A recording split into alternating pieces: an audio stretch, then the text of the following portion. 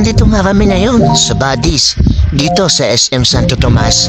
Napakaganda dito. Sulit ang babayaran nyo dito. Napakasarap ng pagkain. Parang lutong piyestahan talaga. Malinis at talaga namang maengganyo ka sa bawat nakikita mo dito. Literal na parang nasa piyestahan ka lang kamo. Birthday nga pala ng asawa nga kami na andito. Waiting na nga lang kami sa mga order namin dito. Kasi yung iba matagal lutuin. Talaga namang nakakainip. Gaya na pagkainip mo kung kailan darating ang taong para sa'yo. Joke lang. Nararamdaman kong parating na yung mga order namin. Kaya maya-maya lang tara na kumain. Kaya na nga at dumating na sa amin.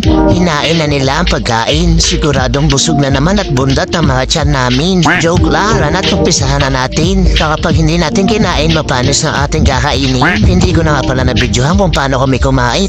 Baka kasi sabihin nyo, ang tatao naman namin. Kaya sila na lang binidyohan ko habang kumakain. Kaya nga tapos na lahat kaming kumain. Waiting na naman anong aming dadalhin. Sana na may